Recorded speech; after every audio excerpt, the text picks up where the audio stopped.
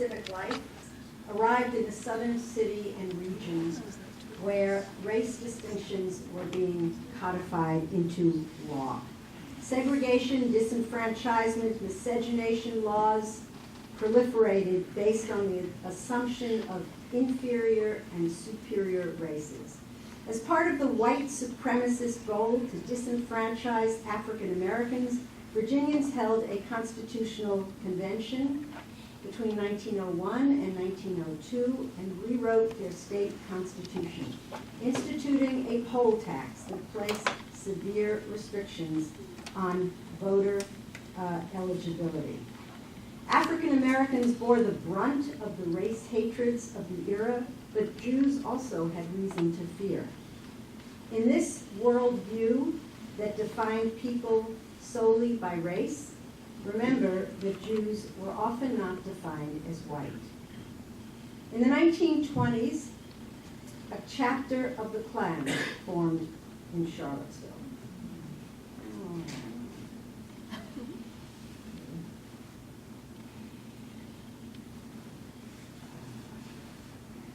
Chapter of the Klan formed in Charlottesville. The first meeting was held at night around the tomb of Thomas Jefferson and was reported in the Daily Progress on June 28, 1921. The Klan had resurfaced in the early 1900s, preaching nativist doctrines based on Anglo-Saxon superiority and targeted Catholics, blacks, and Jews.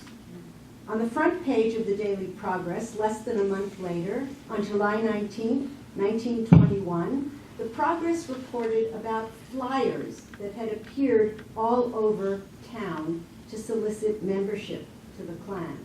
And I'm going to, in my next slide, show you what was said on those flyers. And I've highlighted in red what I think are the triggers that any person who might not be perceived as white and Christian would have been really attentive to. So here was the Klan message reported in the Progress. If you are a man, we respect you. If you are 100% American, we want you. Only native-born white Americans who hold no allegiance to any government, sect, ruler, person, or people that is foreign to the United States.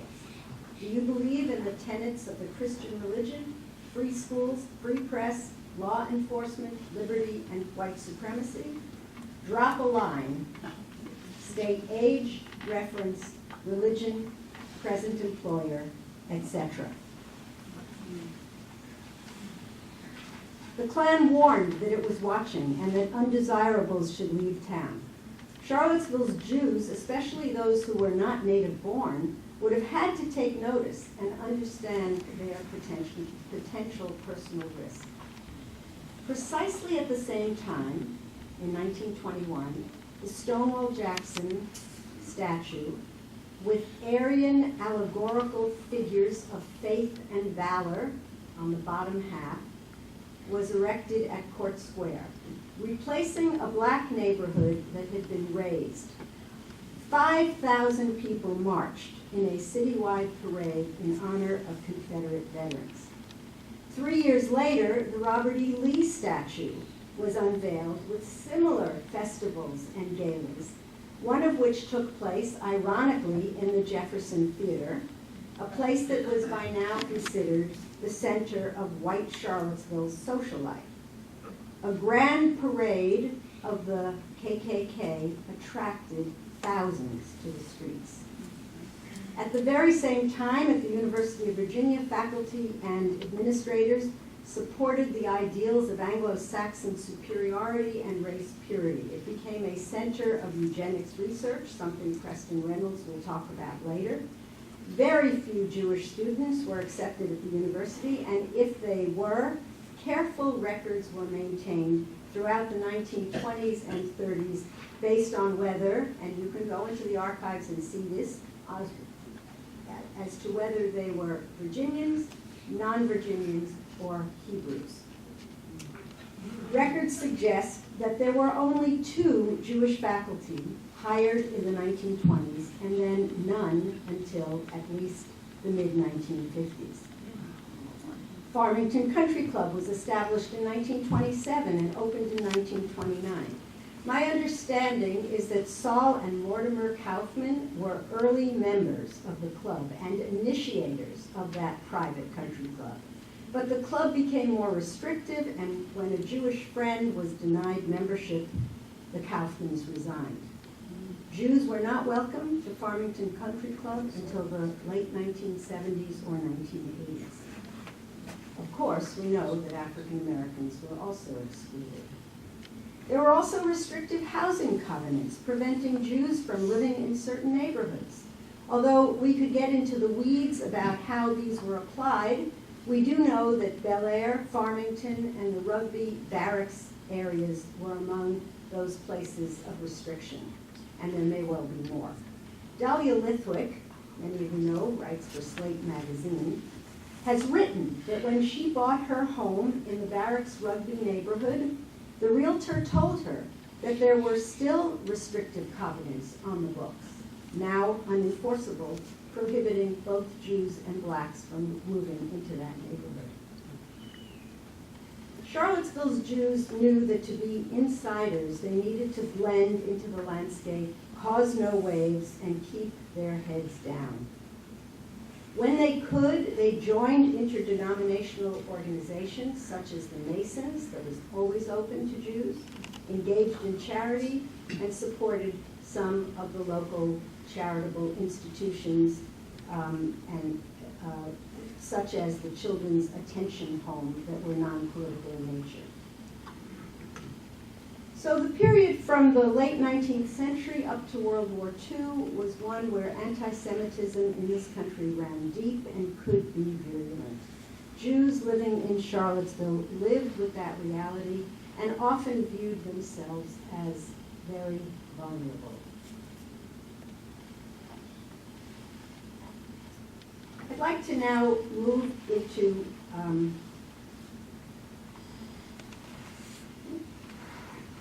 the civil rights era and look quickly at the period from about the 1950s to the 1970s.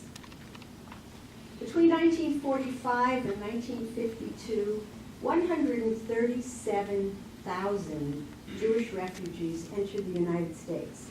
Anti-Semitic practices still denied jobs to Jews in universities and corporate business, restricted housing opportunities, denied access to social clubs. It was also a time, as we know, when African American veterans returning from the war called attention to the denial of the basic rights and freedoms.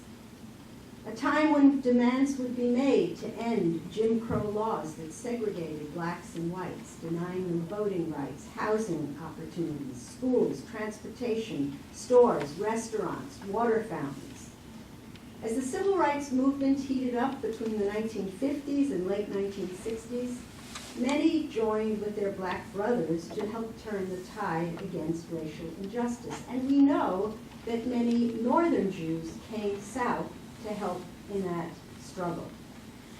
In the South, it was the era of massive resistance in the wake of the Brown decision. Charlottesville became the center of a national conflict over integration when John Casper established an organization called the Seaboard White Citizens Council in 1955 in order to oppose integration. The motto of the White Seaboard Citizens Council was, honor, pride, fight, save the white. His publicly stated goal was to cause disruption, dissension, to seize local control, even, he said, if it meant that people would die. And in 1955, he targeted Charlottesville for the fight against desegregation. People were sent down to Charlottesville to gather signatures on a petition to massively resist the integration of schools. And this was reported in the Richmond papers, in the Charlottesville papers, and in other Virginia papers. It was not difficult to get people to sign these petitions. One petition collector reported that although it was very easy to get people to sign, the mayor, named Saul Weinberg, refused to sign the petition. So who was Saul Weinberg? He was mayor from the years 1954 to 56, not the best years to have chosen to be mayor of the city. He was a Jew by birth from Stanton, Virginia. He married a Southern Baptist, and they joined the Christ Episcopal Church. He did not, as an adult, worship as a Jew, but he also never converted to the Christian faith. He seems to have been very, very well connected to civic organizations, and perhaps that offered him some degree of protection in speaking out. He was willing to speak up for what he believed, but he had really put himself in the position of being an insider to Charlottesville's community. In the South, the long civil rights movement that began in the 1930s and continued well into the 1960s presented Jews with a dilemma. How would they respond to the growing demands of African Americans for basic rights as citizens? Would their concern for social justice and their sensitivity to prejudice based on race that they recognized all too well, would that transcend their anxieties about their social standing, their business dealings, and their place in the racial hierarchy? As the school segregation crisis mounted, the forces of the conservative right stirred hatreds and fears of mongrelization of the races. White citizens' councils that formed to maintain segregation were also strongly anti-Semitic and targeted Jewish businesses for boycotts if they stepped out of line. In the Cold War environment, communists and Zionists were lumped together as anti-American and as fomenters of destructive change to the racial status quo. Charlottesville's Jews were not on the front lines in the legal and political struggles to integrate the city. They kept a low profile, understanding, as one informant told me, quote, "The Jewish community in the late 50s was very small, and we did not have a rabbi or spokesperson. Integration was controversial, and standing up carried a risk in a community where being Jewish already carried a risk." But despite this low profile, Jews were targeted. In 1960, a rash of anti-Semitic vandalism occurred. Swastikas were painted on the wall of the synagogue.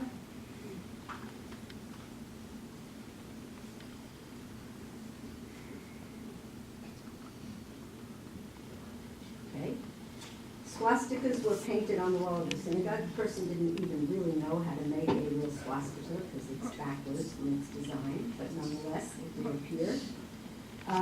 On the Hillel House and on the exterior wall of Jewish podiatrist Sam Ruday's home. At the same time, intruders entered St. Paul's Memorial Episcopal Church and badly defaced the interior with Nazi symbols. The slogan, "Jews go home," appeared on a university building. And these incidents were reported not just in local papers in Charlottesville, but in national papers as well. The editor of the Richmond News Leader, James Kilpatrick, who also launched a major campaign of interposition in the school battle, fomented anti-Semitism by writing about, quote, Jewish agitators behind integration efforts. Perhaps this explains why there is so little documented evidence of Jewish involvement in the civil rights struggle. We must remember the following. There was no full-time rabbi at Congregation Beth Israel. The Jewish population was only about 140 people. And synagogue bombings had occurred throughout the South in the late 1950s. In 1958 alone, bombings occurred in Miami, in Nashville, in Atlanta, attempted bombings in Charlotte and Gastonia, North Carolina, in Birmingham, in Jacksonville. Jews in Charlottesville sure didn't want to be that kind of target. So by the late 1960s and the 1970s and beyond, the climate changed once again. There were growing numbers of Jews at UVA as UVA changed its values and sought to become a national university with greater diversity. The university tripled in size between 1959 and 1974, and Edgar Shannon worked hard to try to create a sort of national university. Also, I think we need to remember that the national climate changed. The liberal turn toward multiculturalism and diversity initiatives meant that minorities, religious, ethnic, and racial, were seen as people who enriched national society. The Great Society programs were part of this, and national leadership directly promoted the idea that a rising tide lifts all boats, that we are better as a society when all people prosper. This was leadership based on an inclusive sense of the common and national good. And by the late 1970s, the numbers had grown large enough so that there was a need for a full-time rabbi who was brought in and could then become more of a spokesperson for the community. So in conclusion, the Jews in Charlottesville and elsewhere are ever aware of their status as a religious minority in a majority Christian country. Sometimes that makes no difference at all, as they are welcomed into social circles, emerge as leaders in diverse fields, embrace educational opportunity, and live comfortable lives. But there is also in America and throughout the world a deep strain of white supremacy that fuels anti-Semitism, racism, xenophobia. When that is unleashed, Jews become targets. And I want to suggest that we live in such times today. The FBI revealed that hate crimes have been rising for the third consecutive year in a row. 7,100 hate crimes last year. 3 out of those 5 hate crimes were motivated by race and ethnicity, but other key motivators were religion and sexual orientation. And of those hate crimes related to religion, 58% targeted Jews. 58% in a country where Jews constitute 2.1% of the population. In 2017, anti-Semitic incidents surged to nearly 60%, the ADL reported. This was the largest single-year increase on record and the second highest number reported since the Anti-Defamation League started tracking such data in 1979. They identified 1,986 anti-Semitic incidents in the United States and a major increase in anti-Semitic online harassment. In August 2017, what we witnessed was the eruption of strains that are always present in the country. Anti-Semitism is part of a deep intellectual tradition, and it is stoked by fear and superstition. To liberate us from fear, freedom itself must be fearless. And I want to call to your attention this new book that some of you must know about called Charlottesville 2017, The Legacy of Race and Inequality. It's just come out. It's a series of essays, largely by UVA faculty, about their perceptions of what had happened last August. And one essay in this book is an essay by Asher Beeman called Anti-Semitism as Self-Victimization and What Spinoza Knew About It. And Asher Beeman says that anti-Semitism or citing Spinoza, is always stoked by fear and superstition. And to liberate us from fear, he writes, freedom itself must be fearless. The true fearlessness of leadership, Asher Beeman reflects in his essay, is to prevent fear from rising to power and freedom from losing compassion. I grew up in an era when Jews largely felt free from fear. That was not the case for my parents' generation, and was certainly not the case for my grandparents who fled persecution in Europe. While I really don't want to credit that I need to be fearful of rising anti-Semitism, I do think this may well be our current reality. I do know that we all need to be vigilant, to stand up to those who would erode our cherished civil society, and to be kind to the other. If we do not, we are all in peril. Thank you.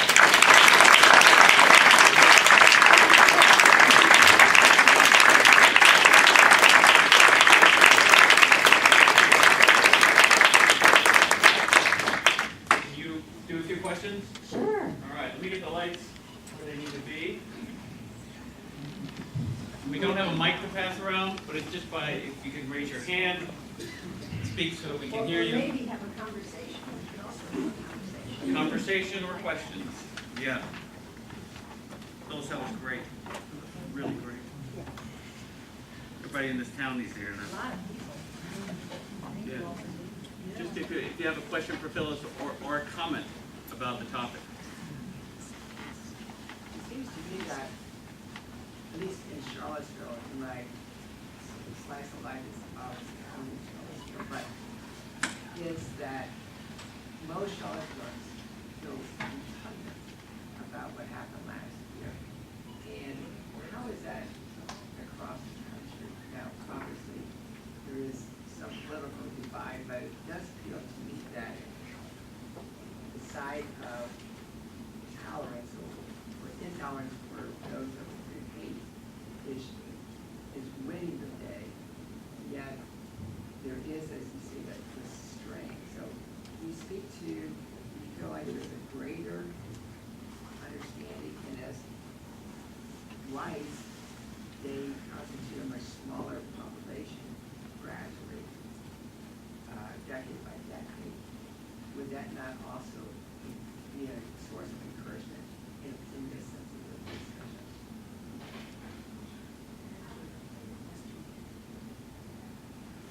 You may Can have to you use the repeat the microphone. question so we can hear it back So there? we can hear you in the back. You might So wanna use the microphone. question was that, Can you speak with the microphone, please? The question was that Mr. Feldman was suggesting that in Charlottesville, he feels that there's been a general repugnance to what happened in August, and that it's sort of an out, if I can put words in your mouth, maybe you didn't quite say this, but it's sort of an outpouring of support and deep effort to sort of understand what happened, but to disavow it, and that's been happening, I think you said, across the country, or maybe it has been, and that as whites become more of a minority in this country, will that not sort of change the dynamic? Did I get that more or less right? Okay. So I'm glad you raised that, because I do think that Charlottesville has reacted, most of the citizens of Charlottesville have reacted with a sense of repugnance. And there's always this question that's raised, well, is what happened last August in Charlottesville, or a year ago August, wasn't this from outsiders, of people who were not part of the city, who just came into the city to make some sort of a statement and then went away? And I think that we should never two things I want to say. One, I think we should never forget that the people who organized this rally were both very much insiders to Charlottesville. So Jason Kessler lives in the area, and Richard Spencer is both of them University of Virginia graduates, spent years here in this city. Their ideas as young people were formed here. And so it is true that the vast majority of people who came to be part of the Unite the Right rally were from outside of the city. But then you also have people who are living in the surrounding area who are so passionate and adamant about the Confederate War, the Confederate era statues, and I know that there is a debate to be had there, and I think it's fair to have that debate in a variety of ways, but I do think that there are people who are in this region, many who are bound and determined to keep a kind of pure white society as they believe they knew it. And so I do think people of goodwill have been repelled by it. Part of the story that I did not tell tonight was that after the rally in August, there has been a total outpouring of support, both locally and nationally, for the synagogue, and efforts of people to come by and ask what they can do and made contributions. People who came by on those very days and wanted to stand on the steps of the synagogue to protect it. So yes, there are many, many people of goodwill. But I also want to say that I think the climate that we are living in right now is spawning this hatred.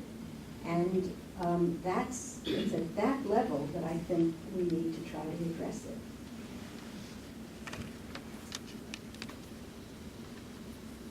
Are you doing this? Oh, you can. Yeah. Hey. My name's Robert Smith, and my ears have been burning during some of this. And I think I'm really glad I came. And I'm a Tidewater Virginian and New York Dutch, and lived in Richmond for 30 years. I lived here. And my country is Virginia. And I found, to my shock and horror and dismay, that we've been ruled by a mob here in this town for 5 years at city council. A lot of people are sitting on their hands, and a lot of people, honestly, don't know what to do, and I think I'm one of them. But there's the story, the narrative that people, on August 12th, for example, I stayed home.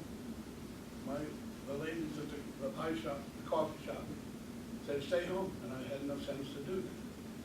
Some people did, and held to pay. And I'm very serious about it. I grew up in the 70s going to demonstrations as a matter of course, and I know a lot of people here that did. And the reason that compelled me to stand up is I haven't heard people speak about the mob, which I'll be just gut simple honest, that a large part of the blame for that mob I have laid right at the feet of the Democratic Party in this town. And I hope to elaborate on it, is what I'm saying. Not tonight. Not tonight, but Thank you. I'm almost done. Thank you. No, I've got one more thing to say. And and again, I take a look around the room, and I'm also taking a note of the representation of various minorities here. But here's the key thing, which has been left out. And I hope to pursue it, and I hope somebody here will agree with me and have sense of it. The key factor on August 17th and the breakdown of our society here was a failure of leadership. And that failure of leadership was local, the council and the police, but the biggest failure was McAuliffe, the governor of Virginia, who failed to get troops here to shut the place down. And I put it to you all that the blood on people's hands of that day belongs on his desk. We were told 3 days before the... Thank you very much. I am. Did you have a question for Phil? Yeah, Can you answer a question? I will do this. Yeah, I'm It's actually Santa. Okay. You know that. So what I'm trying to say Ask her for is, some gifts. I Very long question. I look forward to getting, I learned a lot from your remarks, but I also simply, I think there's a tremendous shortcoming of people realizing that the differences that are held in this community are being covered up. Thank you very much. Yes, ma'am. I made a comment first, and the comment is, it would never be a pure white race again. I don't care how much they want it to be. It's too many biracial children. I have them in my family. So that's we'll never go back to that. And another thing, you said something about the Jewish people fought for the Confederate. Why? I didn't know that. I learned that. The answer to that is modern Americans are simply not. Yeah, we're gonna let Phyllis answer. She's the speaker tonight. I don't care. Come on. Modern Americans are simply not simple history. Sir, we came to No, I'm listen very to the serious. speaker. Are simply not taught history, and you're part of the problem, Professor. I'm very serious. You would know Judah Benjamin was in the cabinet. You've had your turn, sir. Beg your pardon? You've had your turn, sir. to hear you. Please leave. I had No one came to hear We you. came to hear the speaker. I'm Thank here you. to speak for people who aren't here. No one, does And I'm anyone here here to want to speak hear for people you? that are here. Robert, thank you. I'm fine with that. So to answer your question, I think many of the people. Some people have more to say than others, as simple as that. Isn't that right, Professor? So to answer your question about why Jews fought for the Confederacy, it really, if you think about the story that I was telling about these Jewish families and founders of Charlottesville, they were buying into the American experience as they knew it in the place where they lived, and they were prosperous, and they were a part of the culture of their community. And as others fought for the Confederacy, they chose to do the same. There were Jewish slave owners in parts of the South, although most Jews did not have large, large acreage of land so that they, could have had multiple slaves. But they were prosperous people in their own communities, and they were supporting what the regions decided to do. I think it's as simple as that. Thank you for that question, Sherry. I wanted to bring up contemporary, in a contemporary sense. We've been talking about, I guess, anti-Semitism that most of us are kind of familiar with because it comes from this white supremacy. It comes from, historically, those views about the Jews. But now it seems like there's also a different kind of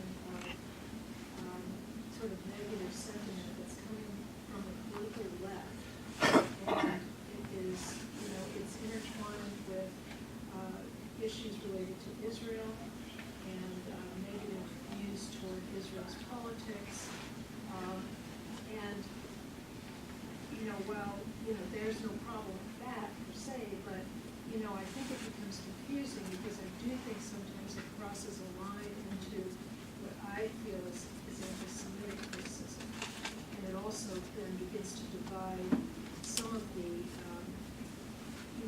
the left-leaning political groups, such as Black Lives Matter or some of the other groups who may then have a very negative view of Israel and then sort of where do the Jews fit into that, because they may have a lot of common goals.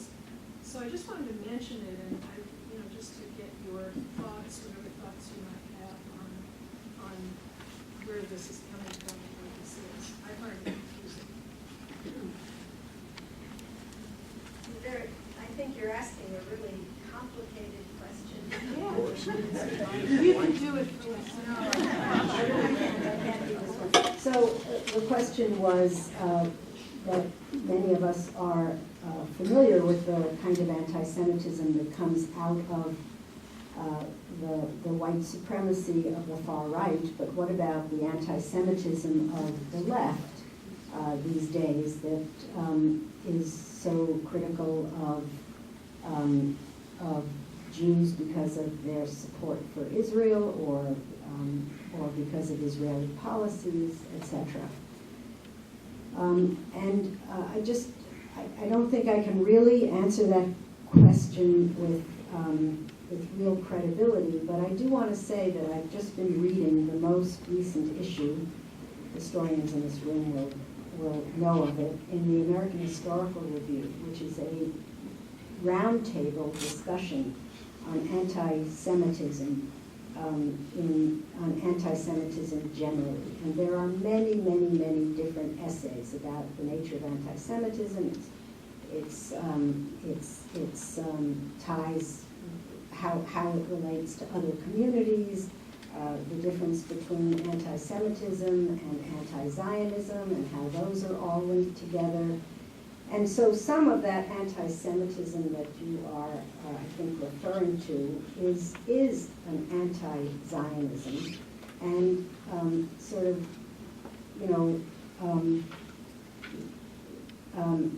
Israelis are seen often as the persecutors of Palestinians, and therefore, the imperialists in their own right.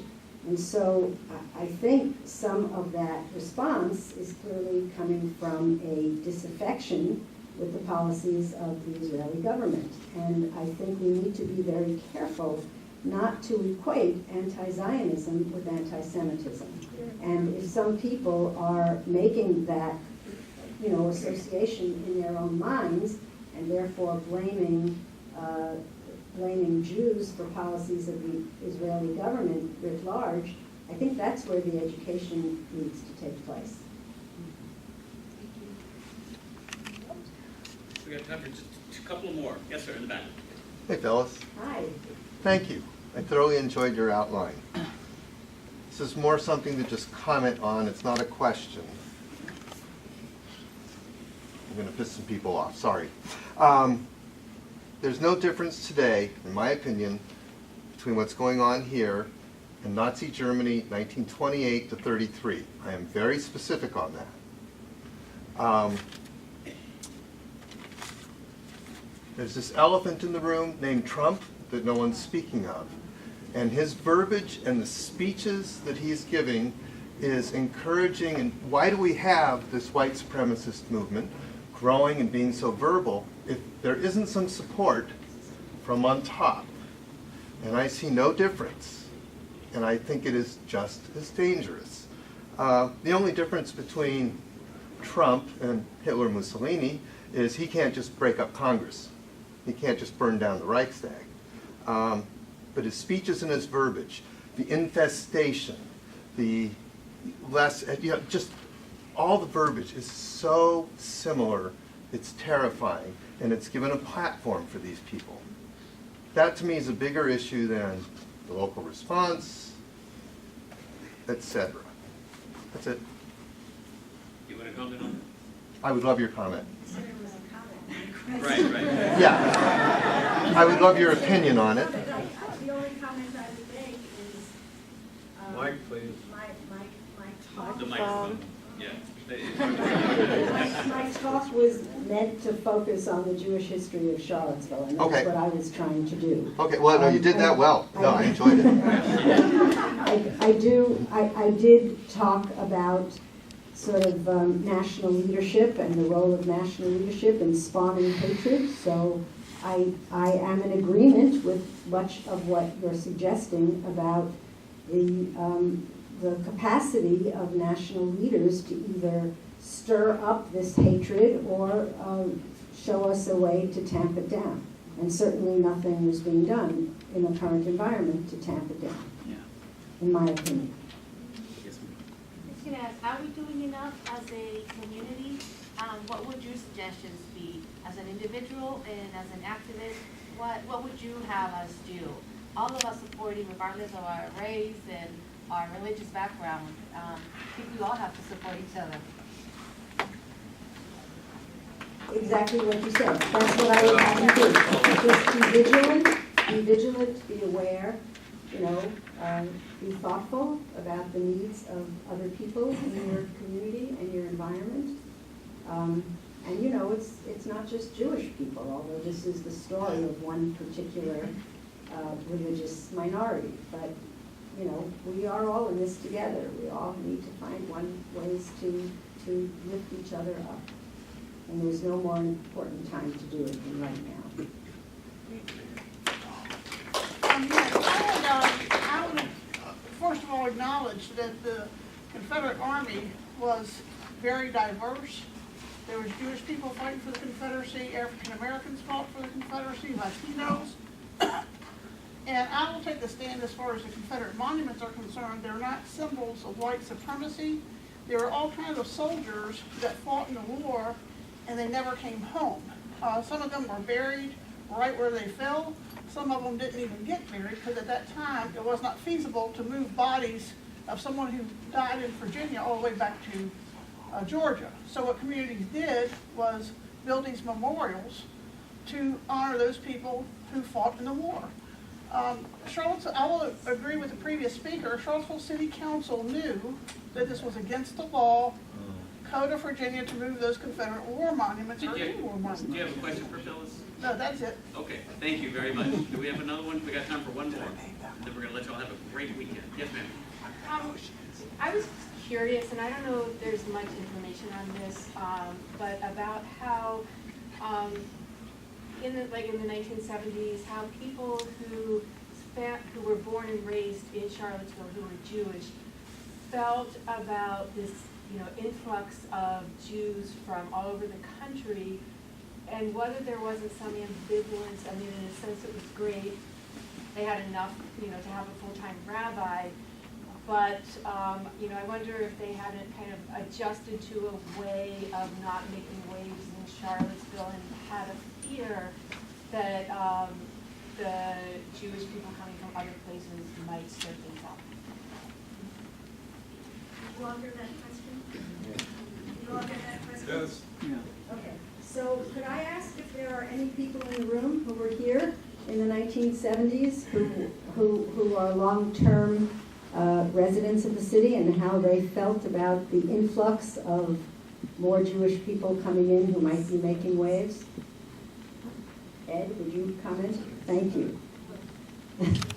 Was that an issue was that an issue for you or for other Jews in the community? No, I don't think it was. I grew up in Charlottesville and I'm Jewish. There's strength in numbers. So, speaking for myself, it was wonderful to have more Jews in the community. And I've got to say that Phyllis and Mel, the synagogue is full of superstars. So I'm proud to be sort of in the group of superstars. So the more the merrier. It's a good feeling from my standpoint. Others might feel differently, but for me it was wonderful. All of a sudden there was a community. Yeah. I just wanted to let everybody know, I go to a lot of these groups in Charlottesville. We have one at our church every second Saturday, every second Saturday from 2 to 4 at First Baptist on Main Street. It's called Coming to the Table. Some of y'all probably know about that. We meet every second Saturday of the month. And then over at Trinity on Preston Avenue, now tomorrow at 11, they have an organization called White Feather. And it's very interesting. So they have a group tomorrow at 11 o'clock. So they meet 11 o'clock on Saturdays at Trinity. Just want y'all to know that. You're very welcome. Thank you very much. Our website, it's the Charlottesville Center for History and Culture. We will continue to do more of these about all sorts of topics. It's cvillcenter.org. You can click on speakers, and we've got at least 2 or 3 free talks every month here in the community that we're going to offer. And would love to have you come out for them. Have a wonderful, joyous Thanksgiving. Travel safe, and help me thank Phyllis again.